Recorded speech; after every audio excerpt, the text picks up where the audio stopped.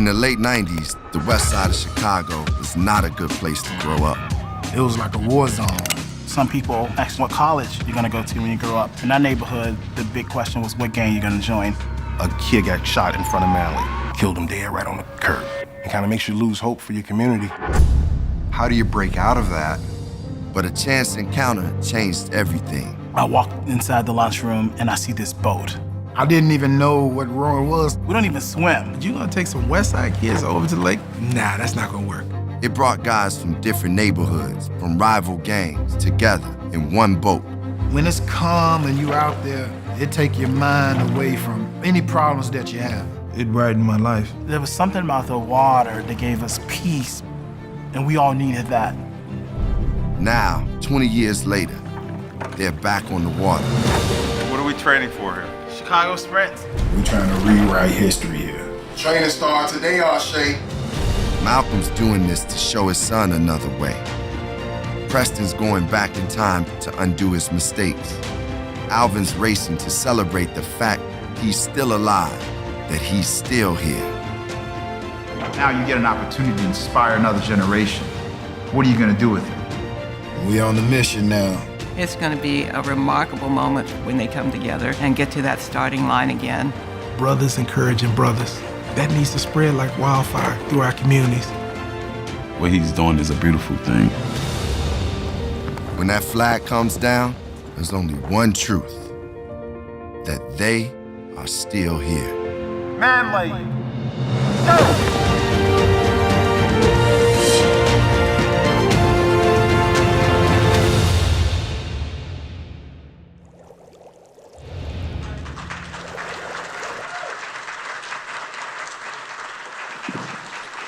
How's everybody doing?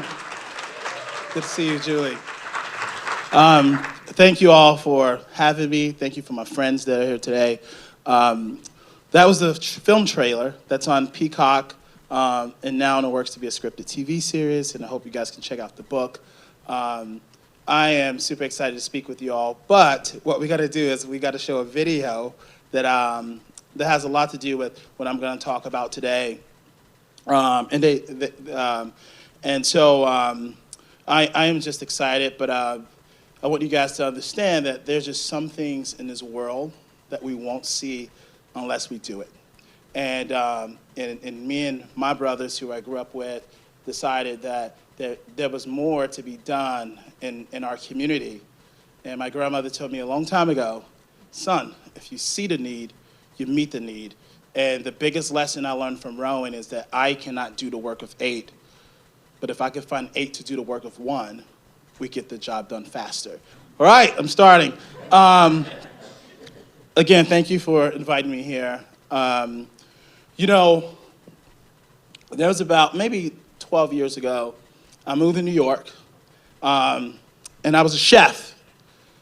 And I was enjoying my life. I was working for Warner Brothers on movie sets, and I loved cooking. I was partying a little bit. I just wanted to get out of Chicago and living my best life. And then this girl said, "Hey, I would love for you to come speak at my school." And I was like, "Nah, I'm not gonna speak at your school." She's like, "Let me tell you about my school." So she told me about this school. It's a school in Harlem, and I heard of this school. It's all young black men. And it's known for its violence in the school. And this is a school that, they probably haven't cracked open a new book in many years. And she said, "Now, would you speak?" And I was like, "No, I'm not gonna speak at that school." I didn't feel ready. And she asked me a third time, and as I began to think about it, I understood and I knew that to really connect with these young men, I had to be willing to talk about things that I haven't yet healed from. I wasn't ready to talk about my mother's drug addiction. I wasn't ready to talk about the fact that I've never said the word dad a day in my life. I wasn't ready to talk about my teacher who told me that I would die before I was 18. As a young man, you were taught to just bury those things, And I did, but the problem is that I buried those things alive, so everything triggered it. On the football field, when the coach was like, "Knock him dead," I wanted to fight. Playing basketball, when someone talked about how garbage I was, I wanted to fight because those are the words I heard from people I love. And so I gave up on sports. I gave up on everything. And so I thought about it more, and I decided I would go. And so I go to this school, and it's been years since I walked through the halls of learning. And these kids were the younger version of myself. And they were sitting there, and I told my story. Really opened up and fully told my story. And at the end of that, I asked every kid, what's your dream? And they were spitting out all these lofty dreams, like NBA player, NFL player, actor, And it got to one kid, only one kid who raised his hand. And he was sitting in the back. And his face still beats in my mind like a bass drum. And I said, what's your dream? And he said, my dream is to eat at Chipotle. And everyone laughed. And he just looked at me. He shook his head like this. And he sunk in his seat. And so at the end of that speech, I walked up to the school counselor and I said, here's $20. We have to make sure he eats at Chipotle. He said, Arshay, you've done enough. I was like, you don't understand. If we can just eliminate the small dreams, there's room for more dreams. There's room for bigger dreams. Because my only dream as a kid was to go downtown Chicago. I lived 4 miles away, 15 years old, and never been. And once I started rowing, I went downtown Chicago, and I was like, Coach, I got to go out of town. I just couldn't see past my circumstances. And rowing came and eliminated my dream. And so I went home that night after speaking to those kids, thinking about this kid and the Chipotle story. And it was like, you remember when, we were young and we watched TV. I would watch TV with my grandmother, and late at night, about 1 a.m, she would let me stay up a little bit. And MASH was on and all those crazy boredom shows. And, but a commercial would come on really late, and it would be the most impoverished young kids from the lands of Africa who were starving. You can see their rib caves. Remember that? Or animals that were abused.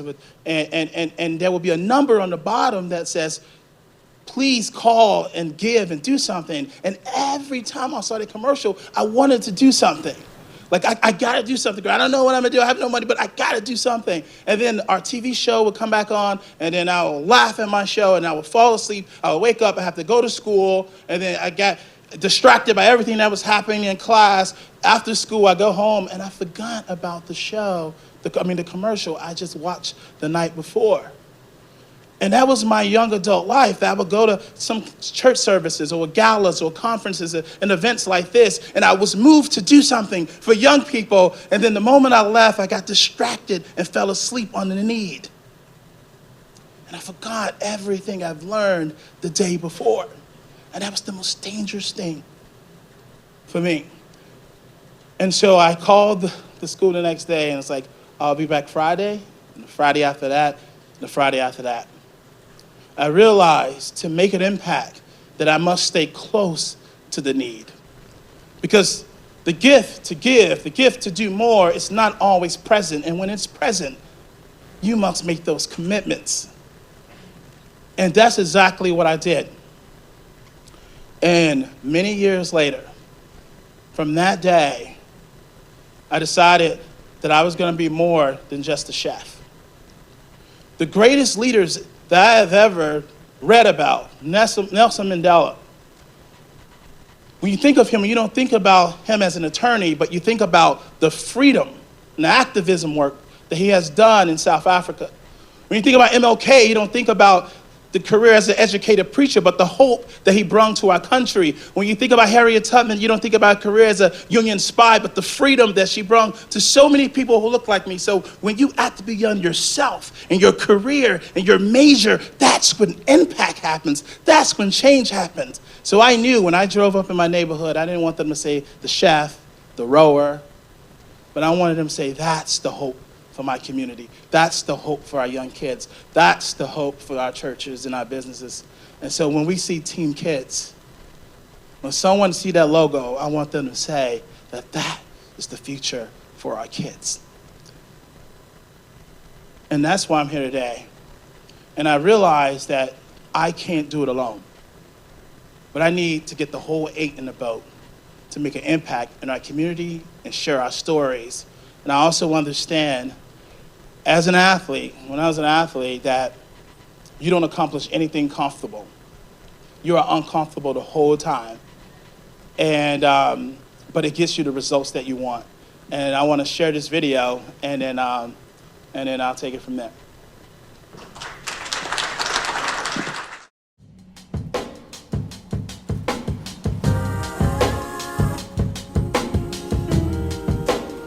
We were entering the final stretch, and our rowing was getting better.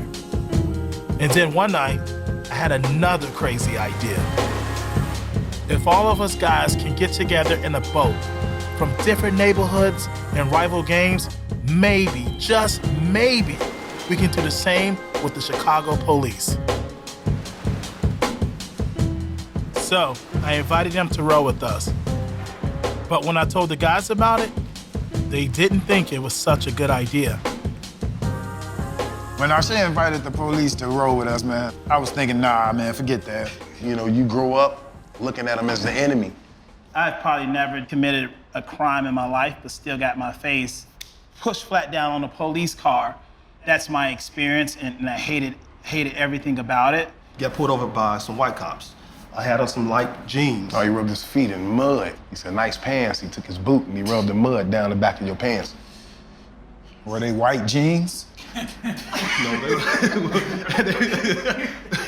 and that's the other thing we like to do as black men. We laugh sometimes to avoid the pain and the tears, because that's another thing that we learned how to do back in the day. We would make a joke about something to cover the pain up. If I can find 4 cops and change their perspective on how we live and how we think and how we grow up, it's worth it. I just know that if rowing can bring us together, it can change the thought process of the cops. Preston, a cop. Malcolm, a cop. Me, a cop. What's up, man? Hey, what's going on? So Arshay. Arshay, nice to meet you. Arshay. Arshay, nice to meet you. Pleasure. Thanks, guys. I want to thank you guys for coming. I think working together to serve and protect our communities, I think it's a powerful thing. We're just gonna work with you guys and show you guys the power of rowing and how it changed our lives. So we'll make our way upstairs.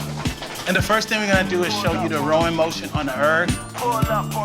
So this is the erg room where a lot of magic happens. It's the first step of rowing, actually. I'm gonna grab a handle for you. And so right here, you sit tall, there you go. You can lean back a little bit. Okay, awesome. You wanna get some power. You hear that fan? That means you're working. That means you're pulling. Amazing. We're gonna race each other. And we're gonna go race 200 meters. That's about 2 football fields. So the lowest time wins. All right. Ready, set, row. We just wanna get up here tonight, know I gotta get some, baby. Know I gotta get some, baby. I say first and foremost, your boy done made it. High off like got me feeling straight faded. This feeling can't wait, this feeling can't take it. Came from the bottom, now and done made it. No PlayStation, I ain't no game. Heating up in this thing like the word pain. Why this here just feeling like the damn Soul Train? I'm like down with it, yeah, I want that thing. Back and back and back, let me get it. Oh, back and back and back, no, we winning. Girl, I'm from the place where the dreams get shot.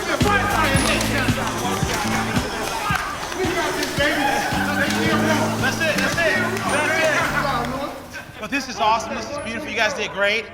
When young people see us working together to protect our city, I think great things happen for our young people. So we're gonna go down for this. Hanks. Arshay, he's incredibly gifted at bringing people together. To go anywhere in a boat, we have to be moving together. To go anywhere in life, we have to be moving together.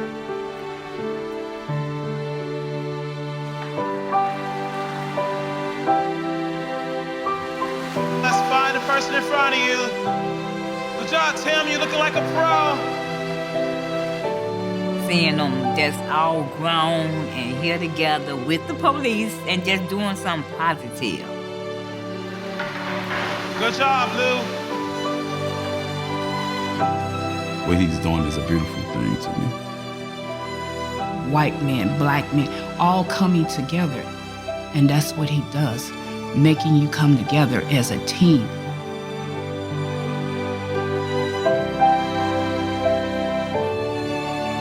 That was a good job, guys. That was good. Hung in there, bow seat, hung in there.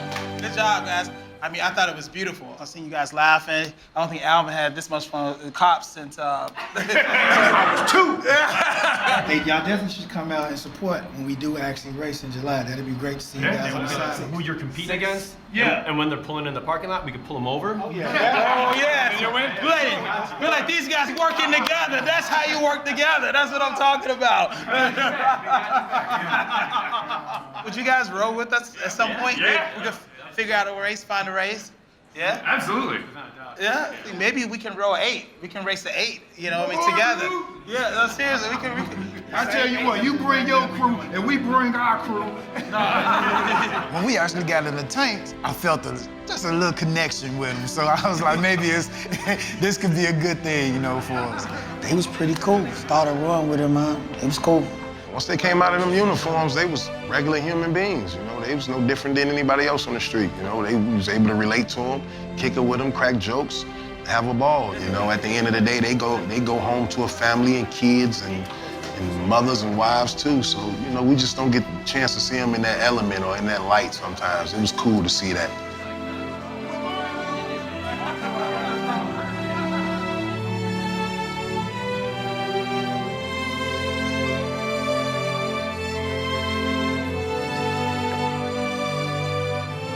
I think this is the start of something amazing and something great. I want to thank CPD for coming out, rowing with us. I'm excited to get this 8 together. We also have U.S. rowing Olympic coach Mike Tatey with us that's going to coach us today. And I mean, there was a 4, and now there's an 8. So I want to know who selected this crew. The man upstairs like this. Yeah. We have a special guest coxswain today, Kevin, who rowed at Yale. This is some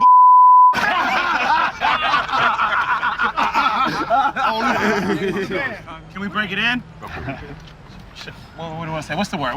You ever have a word? Chicago in 3. Row Chicago in 3. 1, 2, 3. Row Chicago! All right.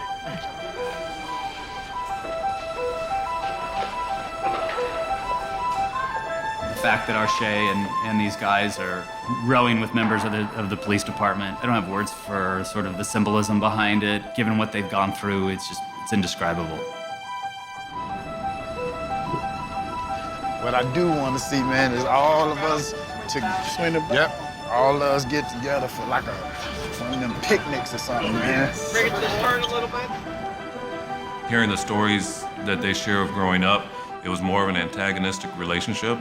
So creating an opportunity, you know, where they can share with the police something that's special about them, maybe it'll change some minds and maybe be a positive thing in the end.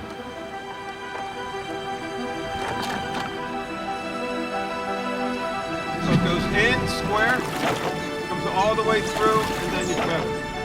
As soon as I said the word go, you square it up. Go. Remember, never let go of your oar. Keep one hand on you. That's it.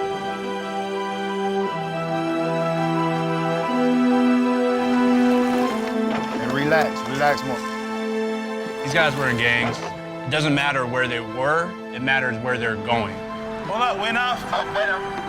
Usually when we interact with guys who are previously in gangs, guys that were previously in prison, this is the last place ever we would come together.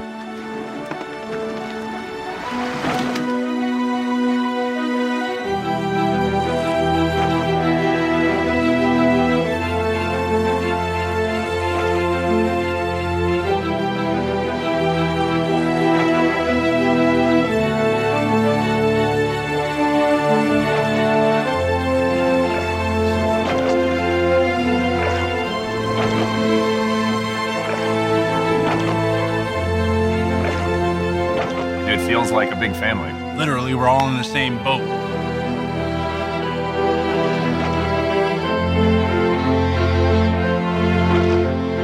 didn't need to come back. They came back, and their focus is to help kids in the neighborhood they grew up in.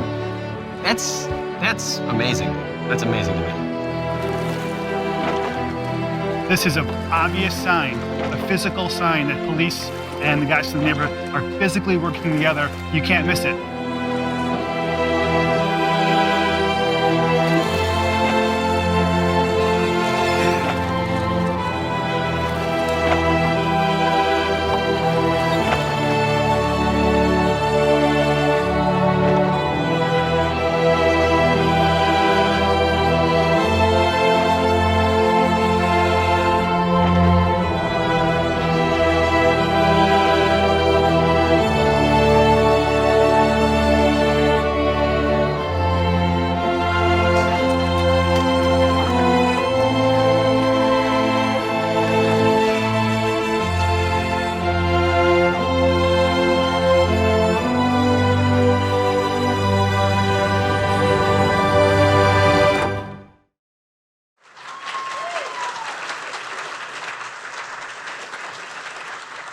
I hope that you can finish watching the movie, but like these two brotherhoods that got together, what we have done in Chicago since 4 years back has been absolutely amazing. And I could share that at some point. But, you know, I talked about how I gave up on sports because of my conditions and the way I grew up. And I remember wanting to do more in the world because I believe that God existed everywhere but on the west side of Chicago because of what I saw. And I remember sitting in a classroom and this guy walks in and he had money in his hand. And I was like, what is this guy doing with this money in his hand? And all the kids were sitting there and he lifted the money up in the air and he said, who wants this? And everyone started raising their hand. He said, come on, who wants this? And everyone's raising their hand. He was like, come on, who wants it? And I remember screaming, I want it, I want it, I want it. And he looked at me. And I thought to myself, okay, if I get this money, I'm not gonna buy video games or I'm not gonna buy ice cream, but I'm taking it home to my grandmother so we can have food that night. And the way he looked at me, I just knew that he was gonna give it to me. I mean, like he saw the desperation that I had.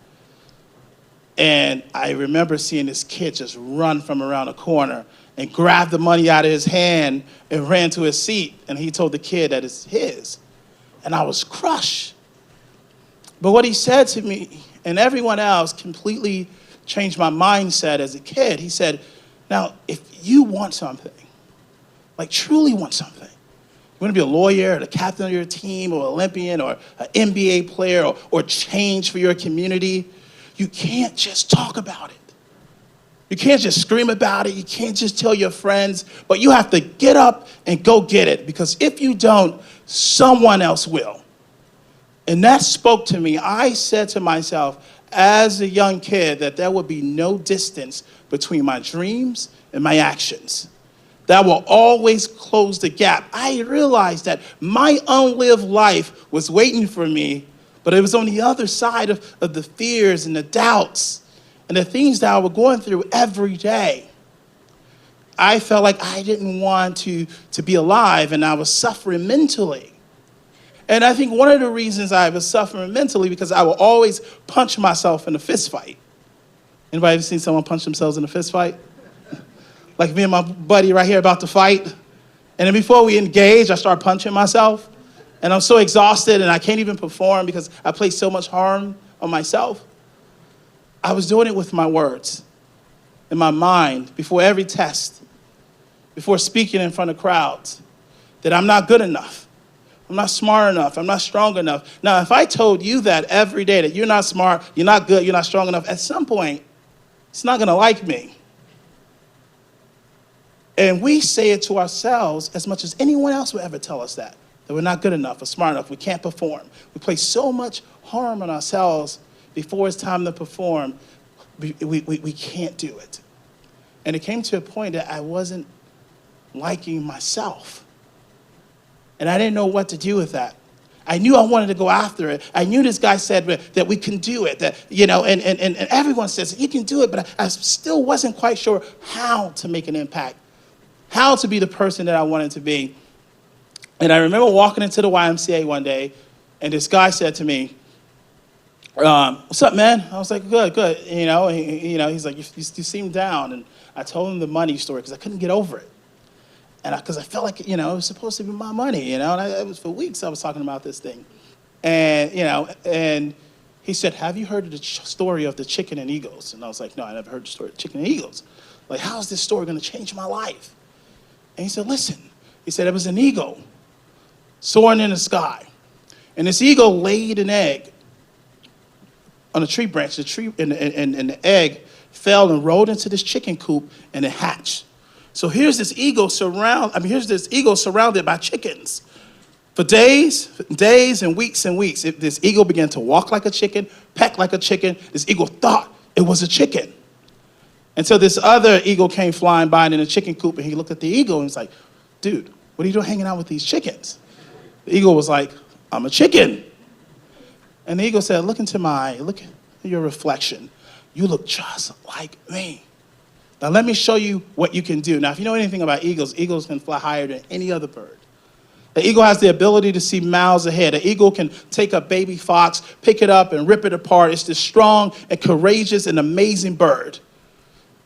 And this eagle in a chicken coop saw that this eagle that looks like him can do all these amazing things. And so the eagle went back into the chicken coop, and he looked at the eagle and said, everything you've seen me do, you can do, because you were born that way. But because who you surround yourself with, you would never see that full potential. You were born to rule the sky, but you're hanging with chickens. And I was like, gosh, that's my life. Because I felt like I was so strong, and I was a leader, and I was powerful. But there wasn't enough people flying into my chicken coop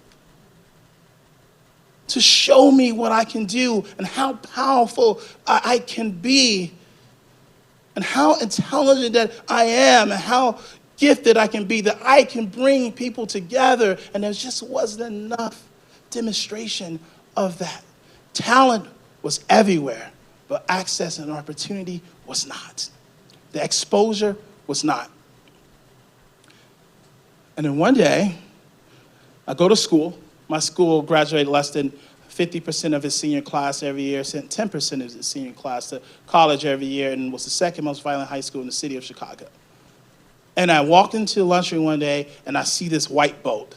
And I was like, what is that? Like, I've never even seen a boat before. I was like, what is this? It was 1997. And I looked, I stared, and I started walking.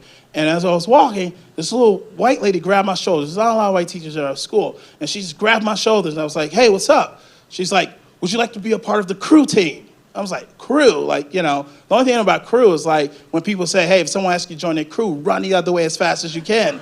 And so I was confused by it, And I was like, already, there's so many gangs in the school. Now this little white lady starting a crew. Am I what's happening, And so I was, definitely confused by it. And she said, let me show you. And I was like, okay. So I walked with her, and behind the boat was this TV monitor, and they were showing the Olympic Games. And it looked just like an amazing opportunity. The same rowing that you saw on the screen. It was so beautiful. But because no one on the screen looked like me, I said no to the opportunity because I wasn't used to that world. It didn't look like the world I was used to. So I walked away, and I sat next to my friend Preston, and I was like, dude, can you believe they're trying to get us on this, we don't even swim. They're trying to get us in this boat, flying across Lake Michigan. And Preston's like, he's a bit of a high school conspiracy theorist at the time. And he was like, yeah, this is how the white people kill us. I was like, I'm not saying that. I'm just saying, I don't think we should be flying across Lake Michigan. And he was like, think about it this way. And I was like, okay, he's about to say something deep. And he was like, even the boat is white, dude. And I was like, dude, nah, whatever. We're just not gonna do that. So no one signed up. And the next day, I walk in the lunchroom, and there's a long line of kids signing up for rowing. And I was like, what changed? And I walked up to the table, and it says, sign up and get free Chicago pizza. And I look, and I see Preston at the sign saying, see, And I was like, oh, well, for the pizza, And so I sat next to him, we talked about it. I was like, hey, this is this girl I want to see. Like, let's just check it out. And so I walk up to the gym room after school, the info session, and there was these rowing machines. And these kids were like pulling on these rowing machines.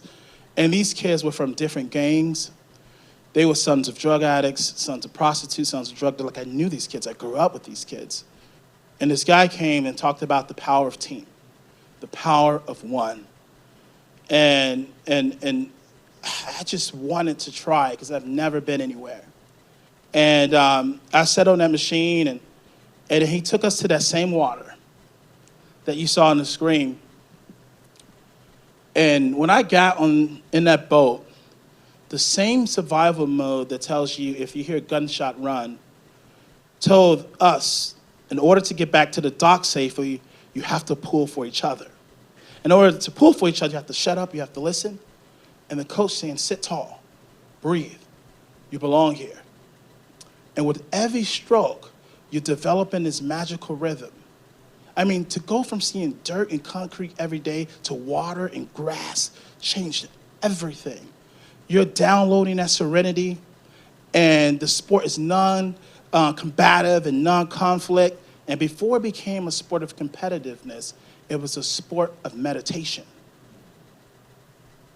You know, the teachers will call us a walking storm at times, but this was like the one thing that calmed the storm in me. It was not an introduction to sports, it was an introduction to wellness. And I realized that if I can get a hold of this, and I can give this message to everyone else, that those people who are amazing people who they just don't do well because they don't feel well. But if we can make them feel well through the power of water, that changes everything. And so me and those guys became the first all-black high school rowing team in the history of this country. And I became the captain of that team. And I got in shape. I felt strong. Like, we was on every, Chicago news article. And I was like the man now in high school. And I went from like a D student to an A student because this water, this wellness, the power of this sport, being a part of a team just changed my mindset, the access to social, emotional learning. Like, I became that kid. And I felt good about being that kid. And then one day I was walking in the boathouse, and my coach opened the boathouse door, and I was going to get my oars, and on the floor was like an oar, and there was like a little bit of trash there, and I remember stepping over it to get my oar, and he was like, Arshay. I was like, what? He's like, what are you doing? I was like, what do you mean what I'm doing? He was like, you just stepped over the mess. And I was like, Coach, I didn't make the mess. He was like, yeah, but in our boathouse, we leave it better than we found it, even if we didn't make the mess. I was like, Coach, but how does that teach responsibility to the person who made the mess? He said, in our boathouse, we leave it better than we found it, even if we didn't make the mess. Why do you think? And I was like, I guess, it makes it easier for the next group. He's like, one day you'll understand. And so the next day I came in, he said, what's the rule? Leave the boathouse better than you found it, even if you didn't make the mess, because it makes it easier for the next group. Third day, leave the boathouse better than you found it, even if you didn't make the mess, because it makes it easier for the next group. Same thing. Then I began to realize, as I got older, that I noticed the bullying in school. And I was like, that has nothing to do with me, so I just stepped over it. I realized kids that were suffering from the same things that I was suffering from. And I said it had nothing to do with me, and I just stepped over it. We may say to ourselves, oh man, racism doesn't affect my community, so we step over it. Or hunger, I working hard to take care of my kids, so I don't need to deal with what's happening over there in Baltimore, and we step over it.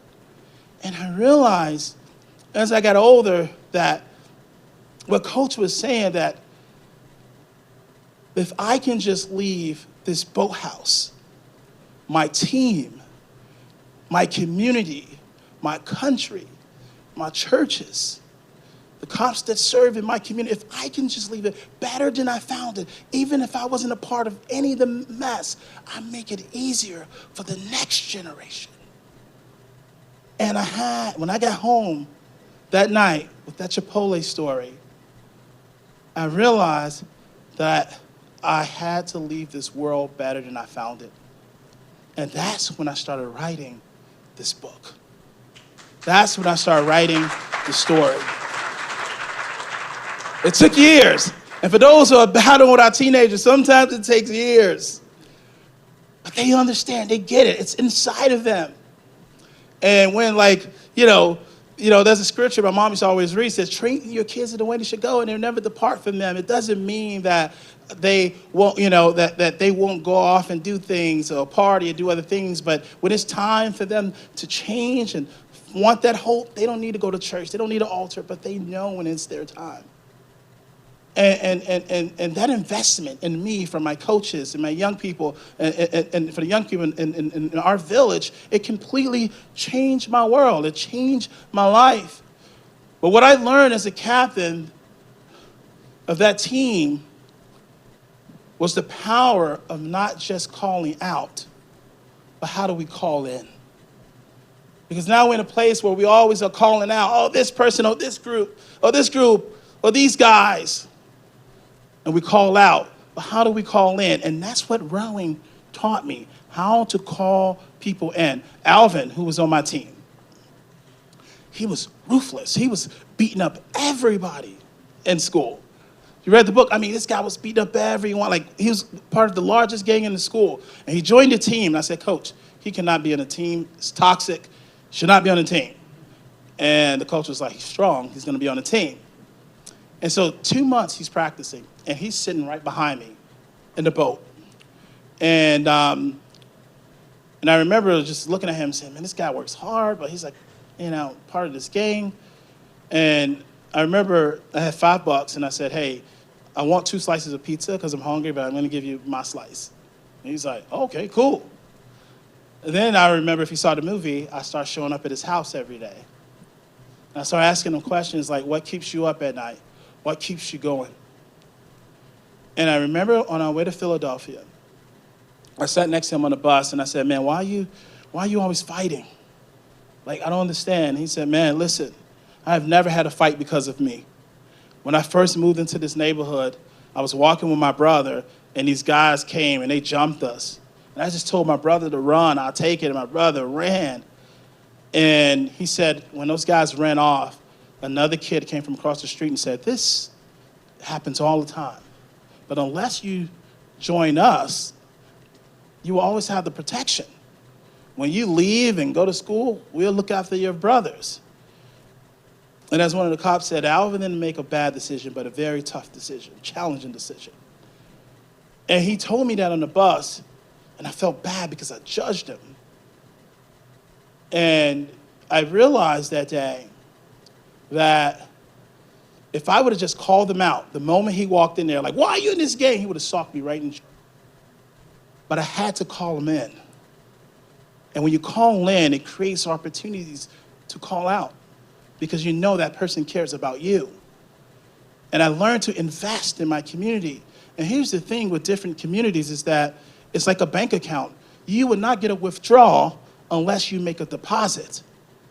Because people will come to our school and be like, you kids, you need to listen and blah, blah, blah. Why are you not opening up? Why are you not telling me what's going on? And you would get nothing from the kids. You would never get a withdrawal because you didn't make deposits. And in order for me to get a withdrawal from Alvin, I had to make deposits. In order for me to get a withdrawal from different communities, I had to make a deposit. And that was how we built the chemistry of our team, is that we spent time understanding that you may work in church or in politics or in school or in a nonprofit. In order to make the boat go fast in our community, in Irvine, in LA, wherever it is at, we must learn to make deposits into each other's lives as a group, as a team, as a brotherhood, as a sisterhood. We cannot do the work of 8. We need 8 to do the work of 1, and that's how we get the job done. That's how we find the magical rhythm in our boat. That's how we're gonna get to where we need to be. And I learned that through the sport of rowing. And that's what changed my life. As I come to a landing, there's a couple of other things I want to say is that, I'm never gonna ask anyone in this room to build a bridge, right? When I was working with WWE, people would tell me, you should go into politics, you should do this, you should start this. And it was so overwhelming, like, no, I can't build that bridge. So I never will ask you to build a bridge or you to build a bridge. But what I will ask everyone in this room is to lay one brick as perfect as they can. And whatever you do, and for me, it's rowing. That's my brick. For someone else, it's being the mayor of this amazing city. For someone else, it's working with kids. For someone else, it's policing this community. And sometimes we can get overwhelmed by asking them to do a little bit more than that. And I get it because we're busy. And because, we all are capable of being better angels to the world, but what weighs our wings is this inability sometimes to properly angel ourselves. It's because we got so much going on. But if everyone can lay one brick today, tomorrow, as perfect as they can, I guarantee you we will begin to see that bridge tomorrow. We will see that bridge, and it starts today. In the last year and a half, we introduced 2,000 kids that look like me to the sport of rowing, all over the country. I was just in Stockton, California, and we used the movie, the whole film, to end a 3-year gang war at a school between Mexicans and blacks. And it wasn't just me. You know who else was there with me in California? Some of those cops. Because if we see the need, we meet the need, and we have to get past the differences that the media put out there and learn to work together as one. And this year, this May, Julie knows, we are going to South Africa to start a rowing program. And I'm excited about that. I want to ask a few people in this room one question. Think about your favorite teacher or your favorite coach. Favorite teacher or favorite coach. And think about the number one thing you learn from them in one word. The number one thing you learn from them in one word. I'm gonna ask you, belief. Do it. Hope. Prime time. Not afraid. Mr. Officer. Investment. Resiliency. Loyalty. Mayor. Growth. Huh? Empowerment? Empowerment. There we go. Patience. Encouragement. Possibility. Glenn. Compassion. Did you notice that you guys have spent hours and hours and hours and hours in school learning, and playing sports, hours and hours of beating on your craft? No one said decimals. No one said algebra. No one said carrying the two. No one said kicking or running or sprinting or defense, offense. No one said any of those things, and you spend hours in the classroom and in PE in the gym room doing those things. Why? Because school is important, academics is important, sports is important, but it is so much more than that. It is so much more. Every kid, doesn't matter the color of their skin, the hand they hold, the God of their prayers, they are looking for loyalty, belief, empowerment. All those words that you said, that very word that changed our lives out of all words, that feeling that you got from that teacher and that coach, it is our responsibility to give that feeling to someone else. Because they're all searching for it. They looking for that one word. And I said to myself that I would give myself away to making sure that every young person gets that one word. And that's what Team Kids does. We give them that one word. We help them to understand that they can leave the boathouse better than they found it. We help them to eliminate that small dream so there's room for more dreams. We introduce them to wellness. And we need you guys to be a part of that team. And this is the ask I'm going to leave you with, is that when I was a kid, you know, there was only one person, honestly, that done well in our family. We were very poor. And it was my Aunt Jennifer. And her son, you know, had all these toys, number of toys. We didn't have any toys. And we would go to his house every summer. And every summer, at the end of the summer, my aunt would say, give them your favorite toy, me and my brother. And every time, he would give us the cheapest toy he had. It was like the Green Army Man on a board that just does like this or does like, anybody remember those toys? That's the cheapest thing that you could ever find. They do nothing. You know, and we would just take it and we're like, okay, all the time. And my aunt noticed that, and I remember the handheld game first came out. It was like Street Fighters and those handheld games. And she was like, in that one year, she's like, give them a toy. And you know, he was reaching in his bag for those army. And she was like, no. Give your best. Give your best toy. And he was, what? Give your best toy. And he did not want to do it. And I remember him handing my brother the first handheld game. And my brother started running around. He was like jumping for joy. And he gave me a game. And we started jumping. And he started jumping with us. And he was like, oh, gosh, you guys are so happy about this game. What my aunt understood is that when you give what hurts, you get the results that you want to see. You know, I learned it as an athlete. When you give what hurts, you get the results that you want to see. And sometimes we come into these spaces and we already made in our mind how much time, how much money, how much talent we would give. Like, this is what I can give. You know, we can't sacrifice our favorite TV show or maybe, you know, some of our hanging out, you know, martini money or different things like that. Like, I'm not going to give this, but this I can't give. But we heard from those kids and what they want to see. In order to fulfill those dreams, we all have to give what hurts. We have to give a little bit more. That's the challenge today. To give what hurts to get the results that we want to see. And on this journey to change the world, not every dream or goal will be fulfilled. But who we and they become in pursuit of those goals and dreams is so fulfilling. The most magical thing. I love my city. The greatest fears from our moms was their black son interaction in a different neighborhood with gangs and their son interaction with police. And I said, I'm going to spend my life reducing those fears.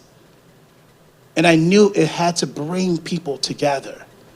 And I don't want to tell the whole movie, but at the end, when we were all together at that race, at that starting line, and to see their colleagues and our friends from the neighborhood and their kids and our kids all together cheering on this boat, that there were people who weren't even cheering for their teams anymore. Because hope wins. And like I said before, there's just some things in this world we won't see unless you do it. All right? But we can't just talk about it. We can't just post about it. We have to get up and go get it. And I see it for our communities. And that's my story, and I'm sticking with it, all right? And so, thank you. I want to thank Julie for inviting me. I mean, you're a powerhouse. You know, you were able to perform under stressful conditions. That's what sports taught us, to perform under stressful conditions, right? But you didn't do it alone. You had your team, you had your family, and you can sit down. And what I'm going to do is I just want to do a quick demonstration. We have 4 people on my team. Where they at? I got four rowers, potential rowers. Where they at? Are they here? Are they here, Daniel? And they're going to go on these rowing machines real quick. Oh, good.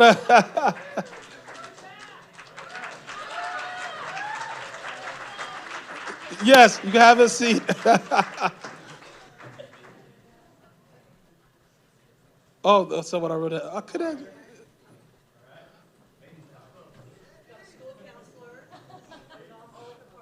Oh, okay. Yeah. By the way, we got UFC fighter Uriah Hall in the house who's going to speak later. Friend Melvin, good to see you. Glenn and Georgia and Janelle and Daniel. So, when I first walked in the gym room, like these were the ergs that were there. And I remember saying, like, how is this machine? I always ask myself, like first, like, how is this machine going to change my life? And so you strap your feet in. And I'm hoping that one day that we talk about this, is introducing the network to rowing. Because it doesn't matter how old you are, there's still rowing. And you can compete competitively or you can use it as wellness. It is the most beautiful thing in the world. And you would grab your oar, and you could try it during your break if you want. And so when we was like with our team, the whole idea is like, okay, you grab your oar, and it's the same motion as if you were in a boat. And I think that the reason that me and the guys and the cops were able to connect was because we was able to just get away and find our magical place. And it was these machines that led us into reducing the trauma that we see every day in the communities for those who live there and those who work there. And what rowing teaches you is like 4 steps. The catch. The catch is when you go all the way up to the front. The catch. Anybody know why it's called the catch? So it's called the catch because when you have your oar, the blade is going to catch the water for the first time. And then from the catch, you drive back. That is called the drive. Oh, push back. Anyone know why it's called the drive? Because it drives the boat. There we go. It pushes back. And then right here is called the recovery. Anybody knows what it's called the recovery? You just recover from a powerful drive and the stroke. And then arms back out, body over, and back up to the catch. That's called the finish, because you just finished the stroke. Now I want you guys to continue going nonstop. Just keep going. You hear that fan, like I tell the cops? It means you're working. The louder it is, that means the harder you're working. All right, I'm asking for a little bit more power off the legs. Push back, a little bit more power. Now everyone is just like, keep going. Now everyone's just like, just be quiet for 1 second. Keep going.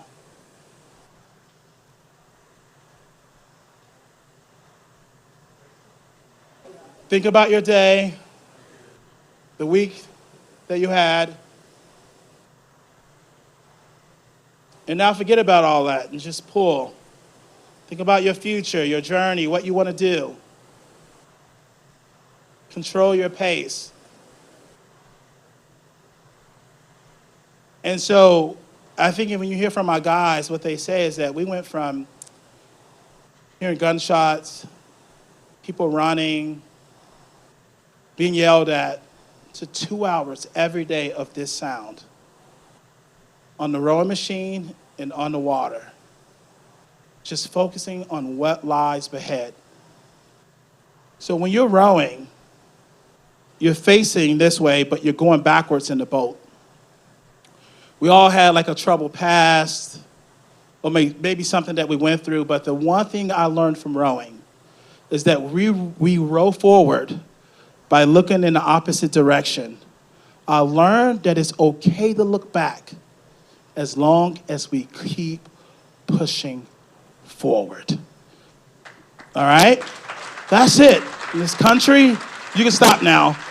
That was just, there's a lot of things that happen, and it's okay to look back, but we have to keep pushing forward.